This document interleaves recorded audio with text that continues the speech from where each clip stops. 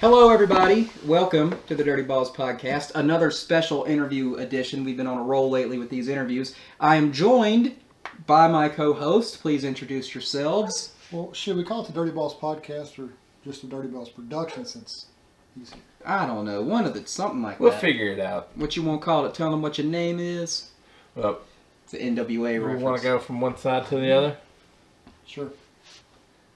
I'm Jennifer. I'm Jeremy, Conrad's Cowbells. I'm Ethan, and I think, Allan, when I said that was an NWA reference, I think you thought I meant wrestling. No, I meant rap. So that's why you said I knew it. Yeah. I'm Allan. And today, we're joined by the very quiet studio audience over here. And by studio audience, we mean Lucas and... one. We also have studio audience of some cats that'll probably join in. But they're always here, so I guess they're still part of it. So today's interview is with none other than Josh Advocate. And these two have a very special connection with Josh Advocate. So why don't y'all take it away with that? Go ahead. Oh, don't put me on the spot to take it away. Take it away. Yeah, that's at the end. Well, I have a question that kind of ties in with that. How did you first meet Josh, and what were your first impressions of him? Well, Jennifer and I were with the Crawdads. This is called the Crawdads Connection. And they place one player with each family. And he was our family member for a year. And Josh was super cool. We found out who he was, a couple of days before the season started. And Jennifer Facebook stalked him, as usual. And so did I, just so I can send him a friend request. And he answered. And the very first thing he ever asked me, where's a good place to go fishing in Hickory? I remember that. I was here when he asked you that. And You asked me. I don't fish, so I had no clue. And I felt like, oh, God, here we go. He's already asking questions, and I let him down. But got to spend some time with his fiance and his mom, which is crazy because they came all the way to Hickory from Arizona, right? Mm-hmm. Yep.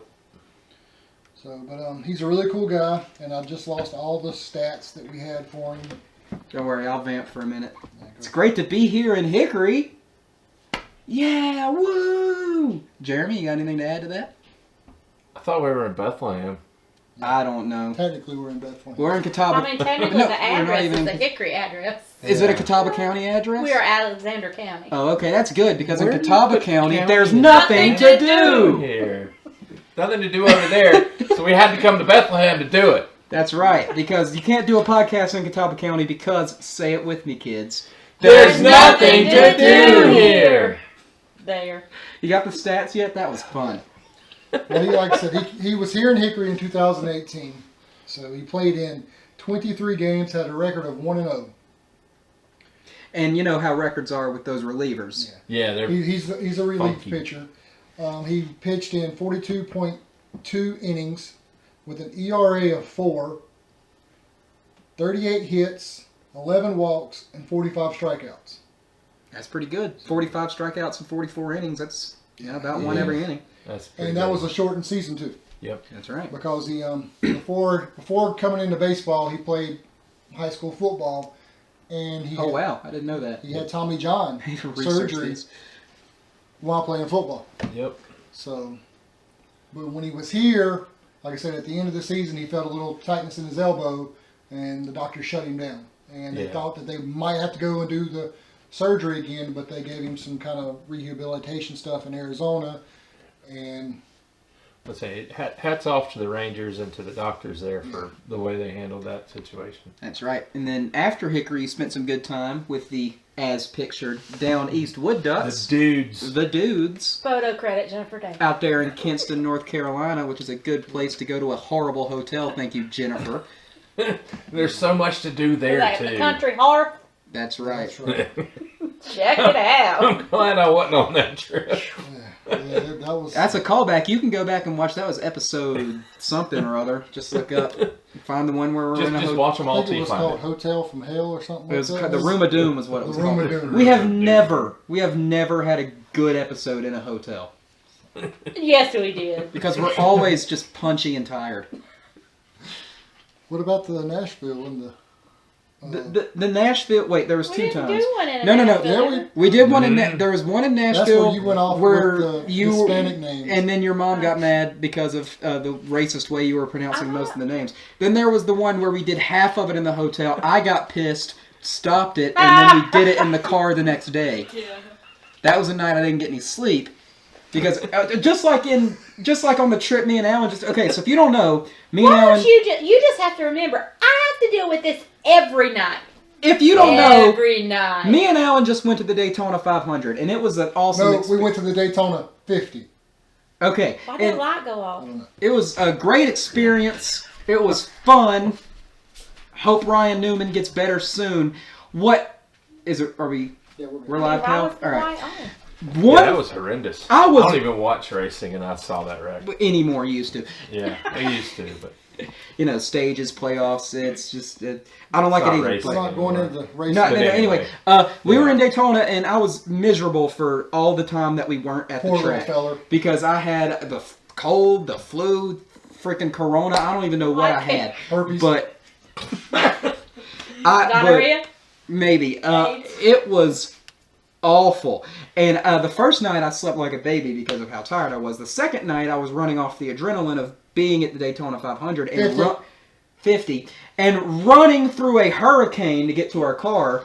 And then I couldn't sleep. I would sleep for like an hour and a half, wake up, Allan would be snoring. I would like hit something really loud to wake him up, and then he'd get a shift of being awake while I was asleep, and then we'd rotate out. I'd wake up when he was snoring, and then when you went out to go get that tire, that was the best sleep I got the whole trip. Just like in the mornings when he gets up to go to work. So, in a roundabout way, what I'm trying to say here is, please watch our interview with Josh Advocate. Talking about stats of Josh, I gotta say, probably my favorite stat of Josh, of his, was in the Arizona Fall League. I was about to get That to is, And he's part of the world that famous. is impressive. I don't care who you are. He's part of the world famous beer can signing as well. 2019 last year, he played with the Down East Wood Ducks. He pitched in 35 games. He had a record of 5-2 with an ERA of 2.64 and 75 innings pitched. He allowed 55 hits, 26 walks. And again, he pitched 75 innings and had 77 strikeouts. Wow. So the Rangers got, like, hey man, this guy might be pretty good. So they elected him to go to the Arizona Fall League, which is just to showcase your prospects' talents. And just in case anyone from minor league baseball or Major League Baseball is watching, Arizona Fall League is supposed to be a showcase league. Put it on TV somehow. Please. Stream it. We'll pay for it. They put like Just 3 offer games it. on the MLB Network, but it's only like a couple of games Yeah. for the whole thing. I don't think they've done it any this year. They didn't. Oh, we lost our screen. We lost our nice picture. Darn. Oh well. Well, We'll fix that. We won't lose it. You won't see it anyway. the only game I saw was the Fall Stars Now game. there's a blue screen. But that was on the computer though, wasn't it? Yeah. Yeah. Yeah. So it wasn't televised. So let's get to these right quick so I can fix the TV. So the Arizona Fall League, he pitched in 9 games. He pitched 11.1 innings, gave up 3 hits, 4 walks, and 9 strikeouts. And Jennifer, what was his ERA? His earned run average? 0. Why'd you say it like that? point 0? 0. His ERA was 0.00. That's nothing. The only run that came across the plate while he was pitching was some of that pace of play BS where he started a runner on second.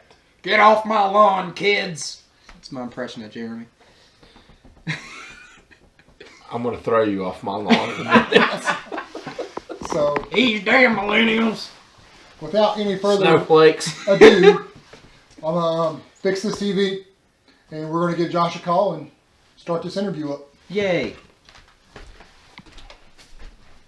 That was not a full yay. That's not gimmick. We we recording?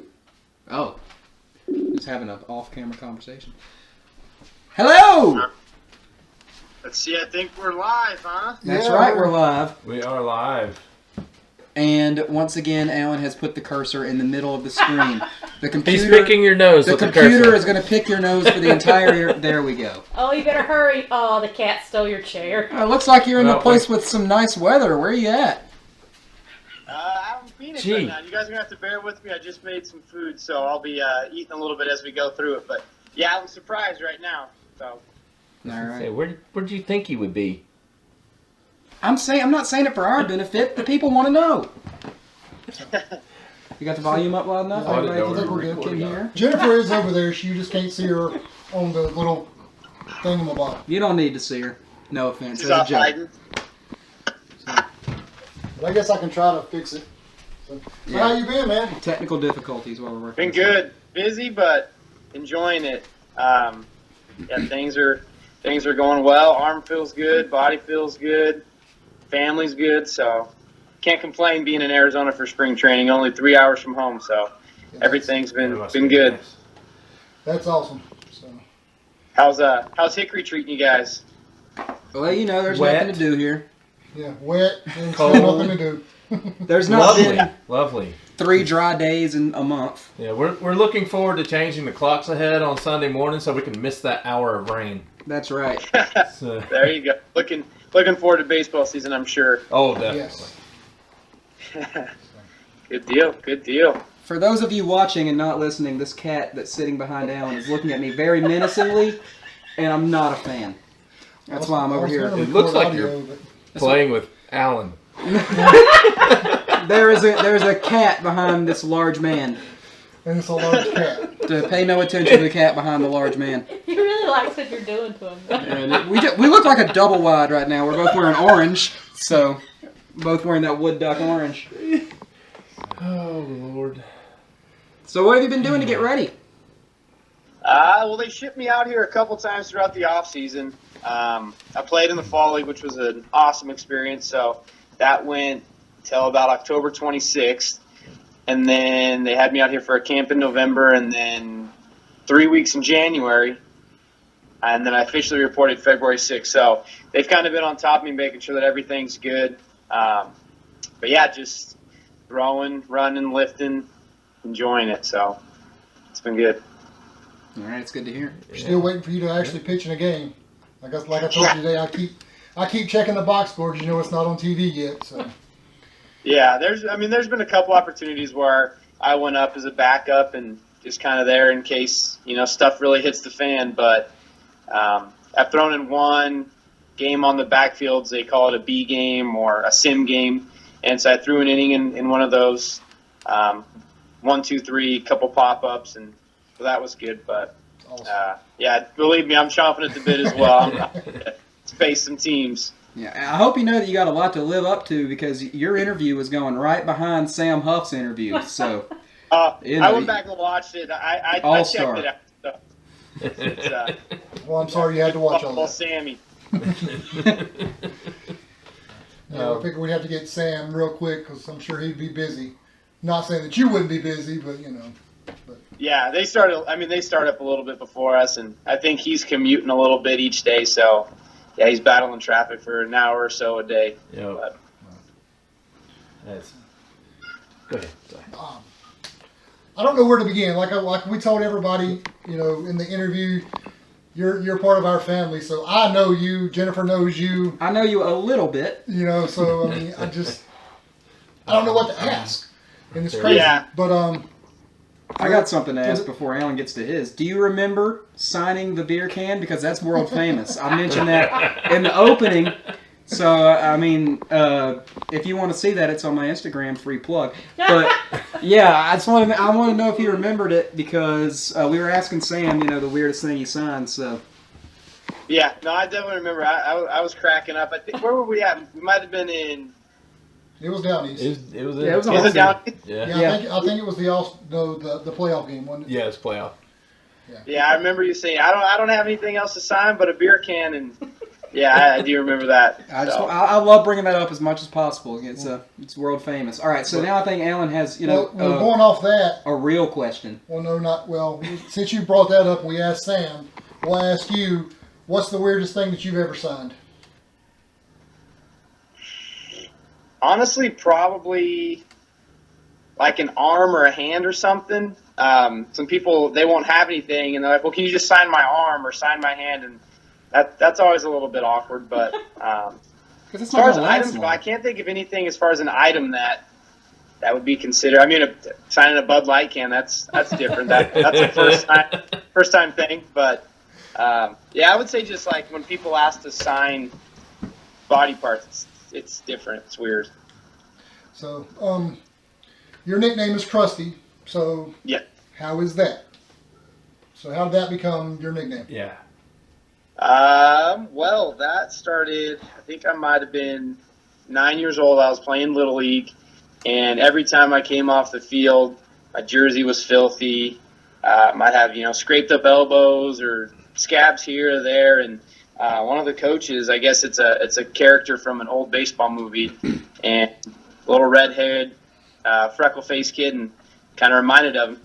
And then we went to playoffs that year, All-Star playoffs, and I was afraid to wash the good mojo out of my uniform.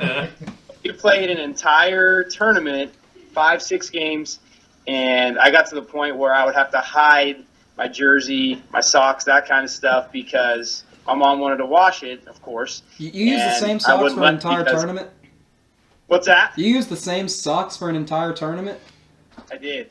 Okay. So the first part is kind of where it began, and then after that, they were like, okay, yeah, that name's going to stick. So that's kind of a two-part deal, but yeah, that's where it came from. Nice. Cool deal. So, we got somebody who wants to say hey. Here comes Uncle Joe. He's moving real slow. Hey. Watch the cords. Hey, what's going on? Nothing. How you been? Good. How are you? Good. Just pinning people on the mats or what? Get in the shot. Are you afraid of being on the internet? Yeah. So what'd you ask him, Josh? Yeah, we couldn't quite hear what you asked. What'd you ask Lucas, Josh? Oh, I just asked if he's been pinning people out on the mats and stuff. One. Yeah, I see the videos on Facebook from time to time. So hey, one kid tapped out on his butt, so that's whatever. Do with that whatever you want to think with that. What are you, like 1-13 now? Is that what your record is? No, 1-12. That's better than me. I'm 0-0. Yeah. So enjoy that. Well, you enjoy it though? Do what? Does he enjoy it? Yeah. There you go. You gotta get some stuff. interview skills. Hey, it's our second interview. Not him. He's doing fine. I'm talking about Lucas. You gotta get some better answering skills. That's his first. Okay. See ya. I'm sure that was compelling viewing for everybody. So, going back at the end of the year, you got invited to the fall league. So, what was that like? I mean, was that more difficult facing those guys than it was the guys, in Carolina League? Well, I mean, that was definitely the best competition that I've ever faced. You would look at the lineups kind of from top to bottom, and a lot of those guys were in AA, AAA. Some guys had some big league service time, but everybody in the lineup day to day was, I mean, they were legit competition. It was nice because for the most part you'd throw and have a day or two extra off from in season. I think at times that's kind of the hardest part about playing in season, like in the Carolina League or the Sal League or whatever it may be, is you have to be ready to go every day, every other day, whatever it may be. So in that aspect, it was a little bit nicer, but hands down, it was the best competition that I've ever faced. Cool. Who do you think was going to give you the hardest time? Let's name drop somebody. Well, I mean, there's a couple guys. One of them that won the MVP, Royce Lewis, really complete hitter, hit for power. He can, good contact guy, just an overall good ball player. They had some guys. Joe Adell had some good numbers coming in. There was a lefty that actually had a really good year. Diekman, I think, or Dykeman. I'm not sure if I'm pronouncing it right, but he swung the bat well. There's one more guy that Nolan Jones had a really good year. Who we played against him. He's with the Indians, so we played against him in Lynchburg. But I would say probably the most complete guy would probably be that Royce Lewis. Yeah, he was a beast. Yeah. But I always was looking at the matchup with you and Seth Beer. I just every time you know, because I know he got you once and you got him back. It was just like an off and on thing, and I was always just like, "Come on, get him, Josh, get him, Josh." And that was a difficult decision for me because I love beer, so it was hard. I didn't know who I wanted to come out on top in that situation. Yeah, overall, pretty much from top to bottom, you would look at the rosters and the lineups, and they were primarily AA and AAA guys, so there was really never a day where I was like, okay, we can kind of coast through this, and this is going to be a little easier. So it was fun, though. It was a good time. So have you been to Arlington recently to check out the new stadium? I have not. No, they did. I know they did. I think it was an instruction league that they did out there, and they got to check it out. But, even then, they were really early in the construction and stuff. So, no, I haven't got to see it other than pictures and videos, but it looks awesome. You'll be there soon enough. I think it looks like a barn. Hopefully. I think it looks... it looks really awesome on from the pictures of the inside of the thing look really awesome, but the outside is like the shape of a barn. What I'm going to say... that's what I think. What I'm going to say about it is controversial. Uh-oh. It's not controversial. It's not controversial because of what it is, but because of things that have happened recently. I think, and again, we can get into the whole deal later because it's the biggest story in the history of baseball, it seems. Mm-hmm. I think it looks a little bit too much like the Astros Stadium. Not saying I'm going to bring my trash can when I go or anything like that, but I think it looks a little close. You got a buzzer under your shirt there? No, I don't. We can get into that later if you want, but just saying, stadiums look similar. You threw it out there, so what's your thoughts on that, Josh? Oh, goodness. Okay, Josh. You have brought fun. it up. Have fun with this. That's actually someone asked that. I forgot who. They sent that as one of the questions. They wanted to know what's your take on the scandal. And you're a pitcher, and we got Sam's as a catcher, and now you as a pitcher, so we got a battery perspective. I think it's terrible. I'm sure there's a lot of things out there that won't ever come to the surface, not only from them, but from other organizations. But yeah, anytime that comes into the equation, I just think it's a terrible thing. And, it's been dealt with. They handled it. They had the repercussions. That all came down. But the problem that I see is how many careers were potentially affected. You get a call up, you're playing the Astros, and something like that happens. Now you get sent back down to AAA, and maybe that was your one opportunity. So I don't think you'll ever be able to have a number on how many people were affected by it, but there's definitely people out there that, that may have been their one shot, and it never worked out again because the other team was cheating. I know a lot of questions that I've had asked from friends and family is, how is that any different than the runner at second base, stealing the signs as far as, relaying a message from his position at second base as a base runner to the hitter. That aspect of it is part of the game. That's why you'll watch on TV and the catchers, they're going through a sequence where, all this is going on. That, in my opinion, is part of the game. That's just like if the pitcher's tipping his pitches. I think that part of it's okay, and that's all a lot of times dealt with in game. But yeah, to have a camera and have somebody in the dugout, and that crosses the line, in my opinion. I don't think there's any room for that in the game today. Yeah, and it's really hard to really monitor that because with everybody nowadays, everybody has a phone. 5-year-olds have phones. So even if there's not like professional cameras being set up in there, anybody can just, take out their phone and record something. So it's a lot harder to really regulate how that's going to be stopped from happening in the future. Yeah, and that's the thing is, I think there might be more. I know one of the questions was the buzzer. The guys wearing the buzzers on their shoulders, and they would get a vibration or whatever it may be, which I don't think was ever proven.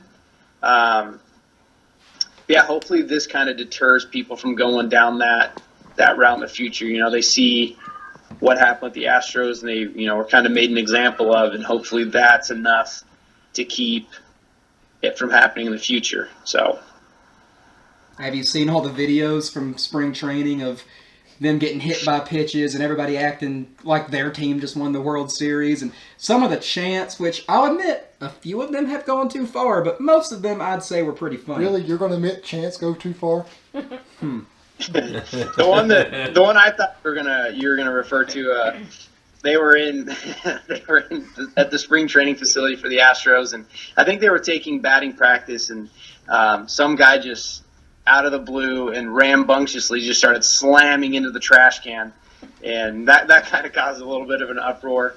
But there's even been, somebody was talking about it, there's an over-under bet that's been made on how many times the Astros will get hit in game. I think that somebody said it was set at like 83.5 was the over-under hit by pitches for the 2020 season. 83.5, yeah. There's a video of a fan loudly shouting fastball, and then I can't remember who it was. I hope it was Altuve, but I can't remember who it was. Completely whiffing on a curveball, almost coming out of his shoes. It was Bregman. Bregman? I think so. Okay, yeah, it is Bregman. So you're a pitcher. Not saying you should, but it's out there. I think what's funny is it's the rookie ball in Staten Island, close to the end of their year. They're actually giving out trash cans. I can't wait to see all the promotions. It's a promotion. Because when they actually play the Astros affiliates. So that's awesome. Got any inside information about some promotions getting cooked up around that? Well, see, I think the Wood Ducks open against the Woodpeckers. Oh, do they? I think so, at home. I think so, yeah. Yeah, so I would like to go there, but we're going to Lexington. So, yeah. Yeah, you've heard a lot from me and Allan. Let's get some questions from the left side of the room. Well, I have a question. It's more of a serious question. Like we just got done with a hilarious. Oh yeah, but about the Astros. What goals have you set for yourself for this year? Is there anything in particular that you worked on or want to improve? Or? Yeah, the off season. I think if you look at my year last year in Down East, it was kind of the tale of two halves. Something clicked at some point midway through the season, and it seemed like everything trended up for me. More strikeouts, less walks, less hits, a little bit of velocity gain. And so this offseason was really trying to figure out exactly what I did to get there and how can I not only make it, take it a step further, but really maintain. How can I show up on April 9th or whatever it is, and when we open up, how can I be where I ended the season? And so that was a big emphasis is not falling off, not letting distractions come in. And I think doing that will really take care of a lot of the goals that I have as far as the baseball side. Obviously the goal is to make to the big leagues. That's always been the goal. That's, if I can do that, not only is it a lifelong dream, but now I can, give back to my family, give back to friends, a lot of the people that have helped me along my way. I feel like that opens doors to show, appreciation for that. The wife, my wife back home, she's stuck it out through some pretty tough times. It's not easy to live in Arizona and have your husband, fiance, at one point boyfriend live in North Carolina or live in Spokane, Washington. So I think if I could, get to that point, there's a lot of things that I would do to show her, my appreciation. But as far as things that I can control, it's really, like I said, just can I start this year where I left off last year? And I think a lot of that will kind of take care of itself.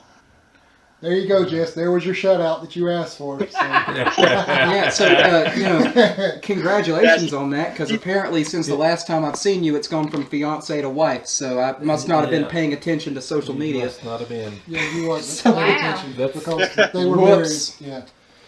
Yeah. Yeah, I gotta say, talking about your wife, I've only talked to her like maybe one time, and that was on social media. And like of the few wives and girlfriends that I've talked to, I mean, they're all obviously fans of their husband or boyfriend or whatever. But she can quote stats. Yeah, she's great. I mean, she is like, Josh, your number one fan. I mean, she should be because she's your wife. But I mean, like, I've not met another player's wife or girlfriend that can sit there and quote their husband or boyfriend's stats the way she does. So, dude, yeah, that's a dedication right there. That's good to have. She is like ride or die, like we used to say. Yeah, she cracks me up sometimes. When we first got together, 7 years ago, 8 years ago, her baseball knowledge, we'll just say, wasn't the greatest. And so I know what that's like. And now it's like I'll get done with a game or something, and I'll come over and she's like, "You threw really well, but you really walk somebody? Why are you throwing balls? Why are you getting behind?" I'm like, "Honey, don't give it a rest here, But oh yeah, she is definitely. It's funny. My parents and friends and stuff that have watched games, she'll be all happy, giddy, enjoying it, and it's like as soon as I step on the mound, it's like, all right, people, don't talk to me, don't speak to me. Like I'm here, I'm locked in, and so she's definitely she's a special one. I sat right next to her during a game. The one time she was in Hickory, and like the whole game, it was my birthday, so like we were just like, "Oh hey, happy birthday! How old are you? It's good day." And then like as soon as you walked out on the mound, it went from like that to her being just like this, just bent over, like hands over, like just. Bated breath the whole time. It was the craziest change ever. More nervous than I am. Yeah. That's awesome. That's a good thing. For sure. But coming out, this is something I've always wanted to ask, but I never have. When you first took the mound in Hickory, your walkout song was Volbeat, and I'm like, really? This is awesome because Jennifer turned me on to them, and. If you don't know who Volbeat is, they're they sound like Elvis and Metallica together. Because I mean that's their influences. So they're really cool. Your walk-up song or walkout song, however you want, is the Warriors Call. So how did you pick that song, and are you going to continue with that? Until you can't go no more. Oh, he's still on. They did that with Sam. I'll probably have to find the charger soon. That just flashed up that I got 20%. But no, I tossed around a lot of songs, and the song I had all through college when I was at Long Beach State was "Red" by Chevelle. Nice. And that was good, but I thought, okay, it's kind of time to flip the script, next page of the book. And I remember sitting down and just listening to songs, a lot of Metallica, some A Day to Remember songs. And just the way that kind of intro, it gets you going, and then the words to it, it's talking about, it's basically time to go to war, it's time to fight, and I don't know, it's just something with that song. It's always kind of hit me, kind of got me going. So yeah, I have no intentions on switching up songs. So if I could make a suggestion, Stranglehold. The guitar riff at the beginning, that's some cool stuff to walk out to. I do like Ted Nugent a lot. Mm-hmm. Ted Nugent is the man. So I could definitely add a nice lick coming out of the gate. Or there's a band called I Prevail. Oh yes. It's called the song Bow Down. Yes. Paranoid is another song by them I like. But I'll send you Bow Down so you can listen to that. I mean the wording to that song is if you're not on my level, you're going to bow down to me someday. So yeah, keep Warriors Call. That's on the playlist that I listen to. I Prevail. Another good one is Beartooth. I don't know if you ever listened to Beartooth. They've got some really good songs. I Prevail is definitely on the playlist. Sweet. You got to have something intimidating. Is it something guitar driven? I think. Okay, Jennifer, ask a question. Yeah, you've just been sitting there the whole time. Well, I mean, you didn't even want me here. Hey, that's You off-camera wanted to have discussion. a 3-person interview team. No, I'm just rotate out. Bench player, freebird rule this thing. It's just, but yeah, question. Where do you feel like you'll be starting the season at? That's always a tricky one, and I have answered that probably a dozen different ways to 50 different people that have asked. I would hope that it would be in Frisco. Like I said, there's no way of knowing. There's so many things that change, and even change at the last minute. But the way that I finished last year and performing in the fall league and that kind of thing, I would definitely hope that Frisco is the next stop. So Nah, we want you a little closer. We want you in Nashville. Yeah, we want you in Nashville. Yeah, Nashville. There we go. Because the Tuesday and Wednesday before opening day, Jennifer and I will be in Nashville watching Small Town Murder and Crime and Sports. Free plug. Those guys. Oh, like those they are need it. Those are our favorite podcasts. They don't need a plug. They should plug us. Yeah. So Pay them and they will. if you can get there in Nashville on opening day, we will stay an extra day to go to the game to see you play, or just to see you.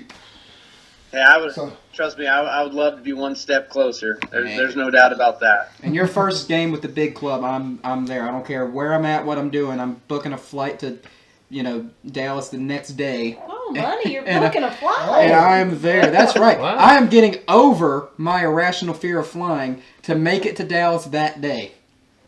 And he's Not a fan of also getting airplanes, over huh? his Brokenness. And getting over my brokenness. I'm just going to buy a lottery ticket or something. Do something seedy in a back alley. I don't need to know. But I'm going to get there, and it's going to be great. Well, since your phone's about to die, being back in the fall league, you got to experience the computerized strike zone. What do you think about that? As a pitcher, I think it's going to do more good than bad. There's a lot of pitches, especially breaking balls that are down in the zone. Just because the catcher catches it off the ground or right above the ground doesn't mean it's a ball. And there was a lot of instances where that kind of came into play. The best thing about it is there's no need for argument, both as a pitcher on my end and as a hitter. If it's a ball, it's a ball. The computer's not going to make that mistake. And so the fact that it's going to be consistent, I think that's awesome. I don't know what The issue that I did have with it, though, is I really feel like it devalues the catching position because there's no incentive to be able to receive well, to be able to frame, to do that aspect of it, because it doesn't matter if you catch it poorly, it's still going to be a strike. And so I think if they were to implement it, it's going to completely change the game as far as the catching position, because now you don't have to stay in your crouch. You can come up ready to throw. If you have a guy on first base, every time you can come up ready to throw, because if it's a strike, it doesn't matter how you catch it. So that part of it, I don't know how you could get around that, because why would you not put yourself in the best position to throw guys out? But yeah, having a consistent strike zone that with 100% certainty, there's no missed calls, there's no mistakes, that was definitely a nice thing to have when we played those games over there. All right.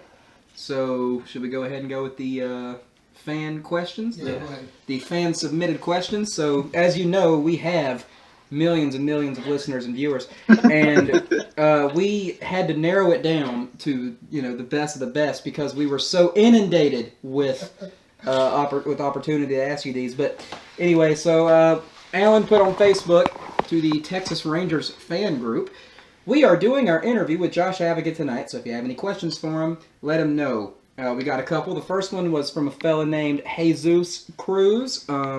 Although he could be named Jesus, I don't know his life. So it's a pretty simple, easy question, and it's how does he see the Rangers doing this season? That's easy enough. I think that they're going to be. I think they're going to be good. Their starting rotation. They made some moves, got some guys.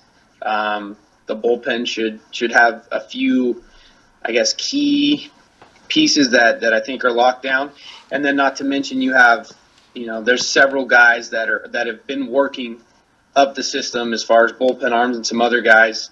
I think the Rangers put themselves in a good position to win, right out the gate at the new ballpark. So I'm definitely looking forward to having a successful season as far as the Rangers go.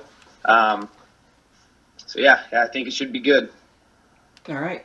So next one comes from Chon Vickery. I think it's pronounced Chon. It's Chaun. So if it's not, let us know.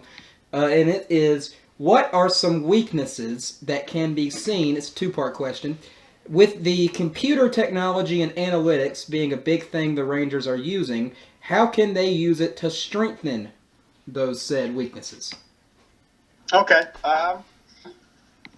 I think the best part about that side of it is understanding how you can best be successful.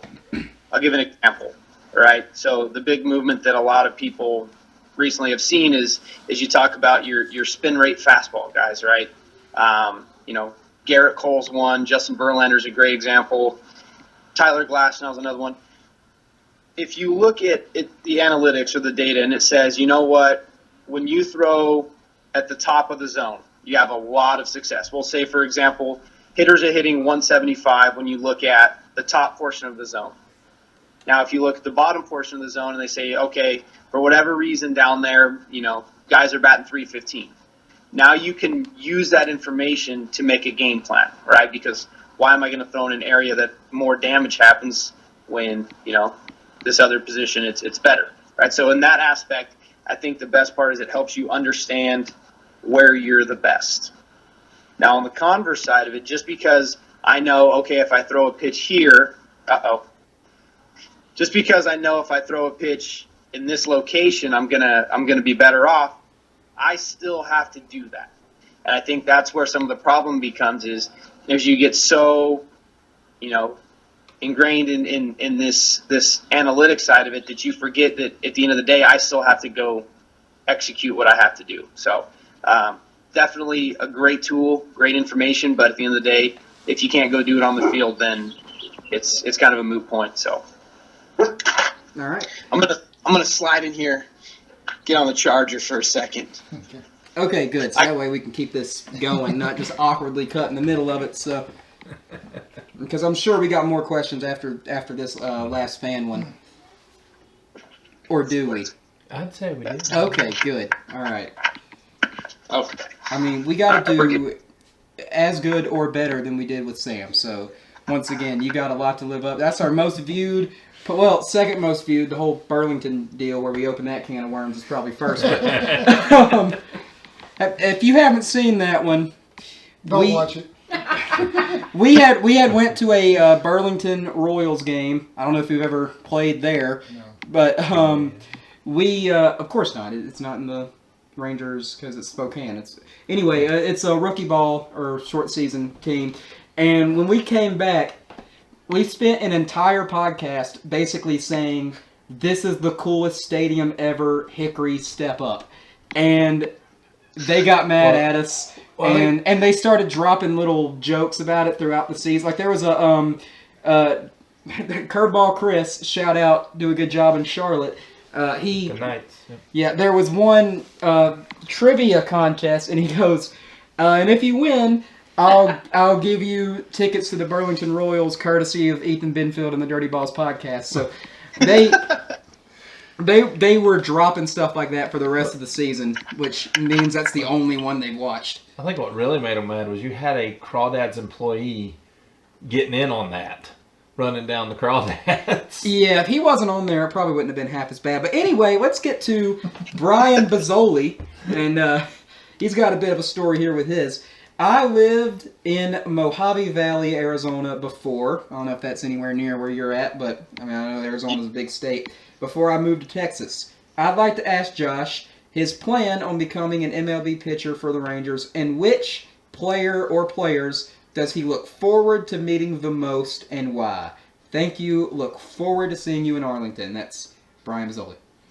What was the first part of the question? I got the part of meeting somebody, but what was the first part? This is his plan on becoming an MLB pitcher. So I don't know if that means like when you decided you wanted to go pro, or what you think is going to happen from here? I don't know if it's really, but the which players I think is the most important part.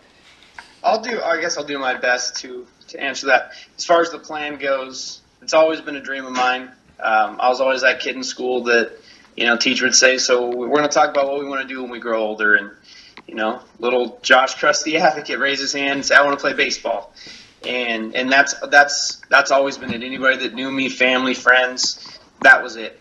As far as a plan goes, it's just day in and day out, working, going through it, Players. See, this is where I feel like I kind of get myself into a little, maybe not trouble, but I've never really been a big spectator, I guess, if that makes sense, of baseball. Like, I know a lot of people, they get kind of starstruck, or they see people that it's like, oh my gosh, that's so-and-so. I've never really been that way, I guess. In my free time, a lot of times, if I had to choose between watching a baseball game and watching the Outdoor Channel, it was kind of a no-brainer. I'd watch the Outdoor Channel.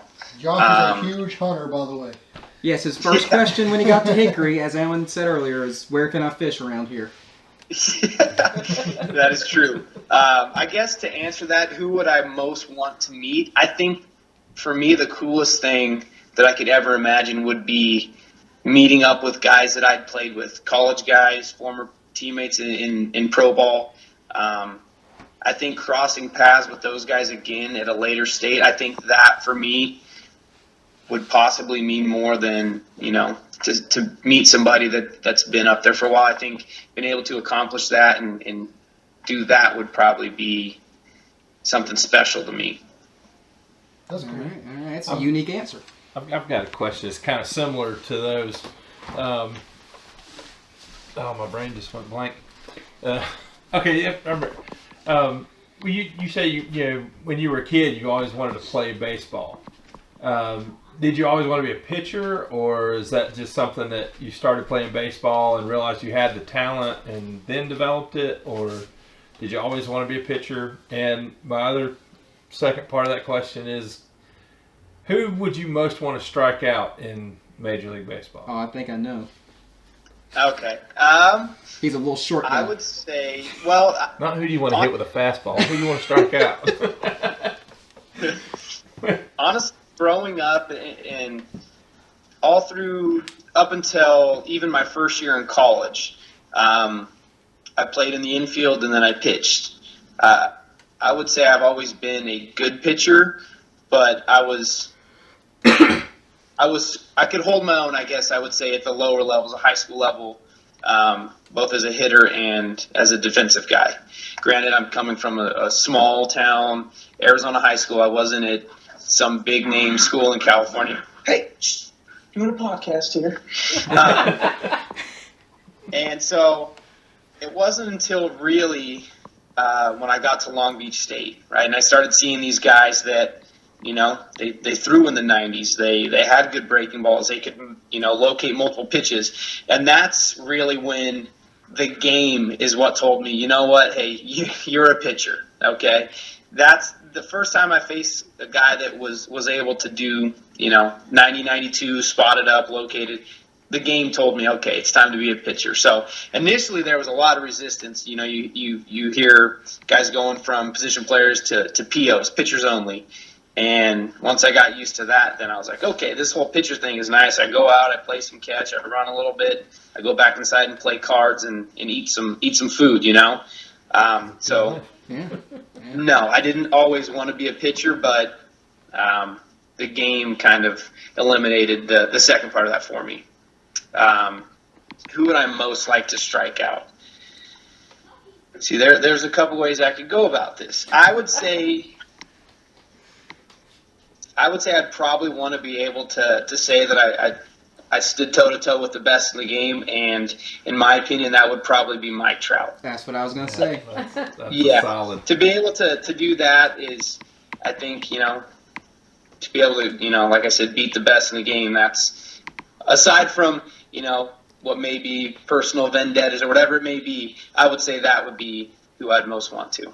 Yeah, I know. That's when you prove yourself. Yeah, I know. Earlier this year at the caravan, the winter caravan, that's what Jeffrey Springs was kind of bragging about. Was he faced Trout and struck him out? So. There's a little poem right there. Yeah, It's an accomplishment. yeah, definitely. So. Jennifer, anything to add? I asked you this when we went out to dinner one night, because most people probably won't know this, but because I asked Jeremy, when you're on the mound and you're warming up, when you're flicking your wrist, doing all that, what does all this mean? Okay, so that's how you signal to the catcher what you want to throw, right? Everybody sees the signs from the catcher, right? Everybody knows 1's a fastball, 2's curveball, 3's slider, changeup, whatever it may be. The way that I move my hand, so if I take my hand and I go away, that's a fastball. If I go down, that's a breaking ball, changeup. It's just all ways to tell the catcher what's coming. You might want to change that up now that you've said that on a podcast. Because the Astros may be watching. Yeah. Yeah. Hey, Jose, are you enjoying the show so far, Bregman? Hey, yeah. Give us a shout out, right? But yeah, that's all that is that's just my way as a pitcher of telling him what's coming. So. Yeah, and it's just in warm-ups, so that way they can see it, and see, I can't hit that. So earlier you talked about how you wore the same clothes through an entire tournament, and Sam had mentioned a thing about his aunt not being allowed to come to games. Yeah, do you have any specific kind of superstitions or things that you have to do on a game day or anything like that? I'm sure there's something that I'm not thinking about. I've come to realize that a lot of the superstition stuff, it's more of a routine. And so I've come to realize that I feel like superstition, you get this thought that if I don't do this, everything's going to go wrong. Like, I have to do this. If I don't do this before this, then my day's all wrong. There are certain things that I do as far as a routine that put me in the best place, but I've kind of gotten past, I guess, the superstition side of it. I'm sure there's still things that I do that I don't even realize I do. Drinking that coffee. I guess the most prevalent one I could think of is the way that I get ready before I start facing hitters. So kind of the time you're talking about, I come on the mound, I go through my pregame warm-ups. One thing that I'll always do, and if you ever go back and watch anything, you'll notice it. It's very obvious in the time. After the last pitch, the catcher throws it down to second base. I go behind the mound, I draw an X on the ground every time. I stare where those two lines cross each other, and I try to find anything that stands out to me, whether that's a piece of dirt, a rock, something that can kind of catch my attention, and I'll stare at that until I guess tunnel vision in and take a deep breath, and that breath is kind of me saying whatever's happened today, maybe I didn't get to do all of my routine that I wanted to. Maybe I got a call down the bullpen and it was, hair on fire. Hey, we've got to go quick. You've got a couple pitches. You got to go. That's my way of taking that breath and saying whatever's happened. I can't change it. All I can control now is getting this guy that's in the box. And so that would be really the main routine or superstition that I would have. It's kind of like Kevin Costner baseball movie, when you clear the mechanism. And it's not the one that you're thinking. Yeah. The thing about Kevin Costner is he really likes baseball. So Jennifer, he's done a few. I don't know if you know, but she loves the game. That's right. Field of Dreams.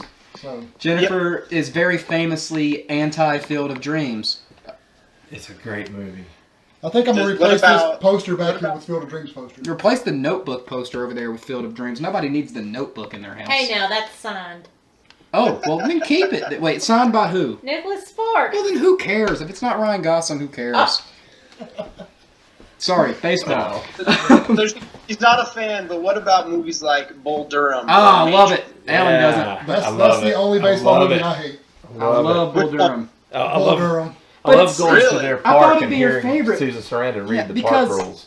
Of all the baseball movies, well, there's that abomination back to the minors major league movie. But of all the good baseball movies, it's the only one with a super focus on the minor league game, which is what we love the most. Well, I think I don't like it is because you see Kevin Costner on. Wait, Kevin Costner's in the Yeah. Just kidding. Wow. Just You see him on the movie poster, but he's really not in the movie more than you think he should be. And I think that's why I don't like it. 90% of the movie. No, it's more about the He's picture. the main character. Yeah, I don't know. I just didn't like it. Maybe you need to rewatch I'll it. go have to rewatch Did you it. watch it? Want to clarify, that was a joke about me saying was Kevin Costner in the movie because I just said that he's in a lot of baseball movies. What's your favorite baseball movie, Josh? I do like Bull Durham. I do like it. There's some great one-liners in that movie. But Lollygaggers. Major League makes me laugh a lot. I love Major Rick League. Vaughn, the Wild Thing, Serrano, all those I characters. watched that the other night. That's a tough one. That's 1A and 1B between those two movies. Speaking of movies, Oh boy. I saw a video earlier on a certain social This is media going to be site. a long walk for a short drink right here. This we may have to change your nickname from Crusty to Chris Kyle. Is that I've not seen the video yet. I got to check it out after we're done with the show. Tell us about it. Yeah. Okay, so we built a legit PVC sniper in college. It looks pretty impressive. It was this good. It broke into 3 pieces, and when we traveled to North Carolina, which is the video you're talking about, we had it. We took to Oklahoma. We took it everywhere. Every time we went on a trip where we had to fly, when I would open my bag arriving there and getting home, I would have a TSA notification that said, your bag was searched due to questionable items. Or they would look at this thing and they would think, holy cow, this guy's got a sniper rifle in his bag. And so, it was legit. But anytime there was 3 balls, 2 strikes with 1 out, that was our time. And so, I had my own personal spotter that I would have, and we'd find a location to get hidden. And yeah, we kept a little tally. We called the sniper Old Bess. That was the name of the gun. So it lived on through my 3 years there. And then when we got done, we packaged it up, put it in a box, and left it in safekeeping. And the next worthy person took it over. And to my knowledge, it still lives on at Long Beach. I can't believe you traveled with it. That's awesome. Yeah. Probably not my best idea, but That's pretty awesome. I've got some good pictures of it too, where we're laying on the ground, and we even did it. The one picture that I saw that video my mom posted, and I think somebody had posted a picture in the column that was at the game, and it's at Arizona State, and their bullpen's right on the side of the field, and I'm laying on the mound with it over facing towards home plate, just right in the middle of the stadium, and not a care in the world. So. I'll see if your mom can send me the video, and I can put it at the end of this video, so that way people can see what we're talking about. There's that one, and then I think my dad also had one. I think we were in either the regional or the super regional in 2017, and our whole bullpen every 4th inning we would pack up our stuff and we'd run across the field to go to our bullpen. We'd stay in the dugout the first 4, and then we'd go. And sure enough, I had a strap on it, sling it over my shoulder, and run across right through the outfield with it over my shoulder. So somewhere there's a video out there with me running across the field with this. It was probably about 4 or 5 foot long. It was big. Yeah, it's good size. That's what she said. I just like to have one episode that we could play on the big screen at a game. No cussing. No, that's what she so said. far we haven't cussed. Yeah. No sexual references. But no, we can't make it through one show. Gosh, Allan. And most of the time, it's mostly me every time. It's mostly me every time, I'll admit it. Yeah, Allan, you kiss your mother with that mouth? Come on. Well, anybody else have any more questions? I know, Josh wants to get out there and have fun tonight. That's right. Busy guy. Well, I think that's all the We know questions Jennifer that I doesn't have had. any questions. Sorry. But But yeah, Josh, man, I wish you all the best. Yes. Have a Like I great said, season. hopefully you can start it in Nashville so we can see you. Because if not, I don't know when we're going to see you this year. But I got one last question, Okay. so that we can actually, because I don't want to just say, ooh, anybody got last questions? Nope, the end. I don't think that makes for a good podcast. So, Nashville, Music City. When you get there, what's the first concert that you're gonna make sure you get to? Who are you gonna try to see on if you get a night off? The one person that's gonna come that you have to see. Without question, Cody Johnson. All right, deep shout, Cody Johnson. Cody. Yeah, that guy, he's the man. And that's a tough one because the best concert that I've ever seen, country concert, hands down, without question, is Garth Brooks.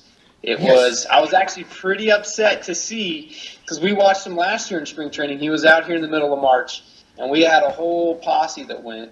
And it was, more than I could have ever imagined. One of my friends that came out before we went, because I know he'd seen him before, and so I'm asking him, Matt, so how good is Garth Brooks? And he looks at me, he's like, well, I'll put it this way. This is my 5th time coming to watch Garth Brooks, so that tells you how good he is. And I'm just like, all right, here we go, So, that was a good show. But Cody Johnson, that's one that's on the bucket list for sure. All right. well, since you said that in country music, what's it like to have Charlie Pride in the locker room? Well, unfortunately, I was on the minor league side, so I wasn't part of all that. But no, I seen some videos and stuff, so that was kind of a bummer to miss out on that. But Now you ended it on a sad note. Well, okay. we're all good. All right. Well, Josh, we appreciate you taking time out of your really thank busy you. schedule to come on the Very show. much. We obviously wish you all the best going forward. We hope to see you in Frisco and Nashville and then Texas. Yep. When he's in Frisco, where should he go eat? You should go eat at Wild Pitch. You go on a Friday. Let me tell you about Wild Pitch real quick. Maybe go by yourself and don't bring the wife. So this place on Fridays, it makes Hooters look like a Catholic church. I'm telling you, it's practically just 2 little straps. It's Lingerie Friday. That's right. But here's the thing. You would think, a place like that's how they get you in the door. The food must be terrible. Ha. No, it's not. The food itself, delicious. The whole lingerie thing, just an extra gimmick they don't even need. It's good food and great service. Wild Pitch Frisco, that's a free plug. So we didn't even mention Bold Rock in this episode yet, but we mentioned Wild Pitch. That's how much we like I that. didn't even mention my There you go. Sounds like you guys might get yourself a little discount coupon time to go back. Hopefully. Brisket tacos. Delicious. Good deal. But yeah, thank you guys for inviting me on. Hopefully, I followed in old Sam Huff's got the stuff. Hopefully I followed in his shoes. And but yeah, thank you guys for having me on and let me dive into some baseball. Cool deal. Thanks again, man. Well, like I said, love you. We miss you. Yes. We can't wait to see you hopefully sometime this year. Sounds good. Love you guys. Take care. Thanks, man. Thanks. Alrighty. Bye. Bye. All right. Now, before we quit videoing, I'd have to give myself a plug. Well, I have to say something first, and then I'll let you do your Go plug. ahead. I want to make sure that everybody watching this video knows, and this was an issue with our Sam Huff interview, I am not Josh Advocate. Okay? I'm Ethan Benfield. I'm the host of the I show. hope they figured that out by now. Well, we had a comment saying that Sam Huff, he's smaller than I thought he'd be. He's a short, skinny guy. Remember that comment on the Sam Huff video? Yeah. So just making sure everybody knows, that guy on the screen right there was Josh Advocate. This guy right here is not. Have not played baseball since I was 12. And he probably did poorly then. Not very good either. No, Well, you introduced yourself in the beginning. I led the league in better luck next times. That's a Bob Uecker quote. I can't take that. Anyway, check out Moose Candle Company on Facebook. They're handmade, hand-poured soy wax candles made by me, Moose. They are awesome. I'm not saying that because he's here and he's my friend. Literally, they're flipping awesome. You'll love it. And now they are also available at Mimi G's in Taylorsville, just off of Main Street in Taylorsville, North Carolina. And at Rebecca's Country Store out on Reedsville Road, just off the Hickory-Lincoln Highway in Lincoln County. All right. And if you like this episode, please give us a thumbs up Thumbs up, subscribe. and share. I mean, we don't do this for money. We're doing this for Just fun. for fun. In fact, we give money away to great organizations. Like, what would be a great organization to give money to, Alan? RememberEveryoneDeploy.org organization, or RED for short. That's right. And while you're at it, go support Spartan Mosquito and go support Premium Motorsports and Brennan Pool. But yeah, thank you guys for watching. Hope you enjoyed it. Give us a thumbs up if you did. Peace. See ya! Deuces. Seen the Tar Heels get caught twice this weekend trying to steal a base. Both of them came on Friday as there were a couple of pitch outs. We'll call it a perfect time. You can see down in the bullpen some fun being had by the Dirtbag bullpen pitchers up there. You gotta find a way. Firing bullets is what they're doing. You gotta find your ways to keep yourself entertained, give the good mojo to your hitters or to your pitchers. Don't ever say that baseball isn't fun or interesting. McGee draws.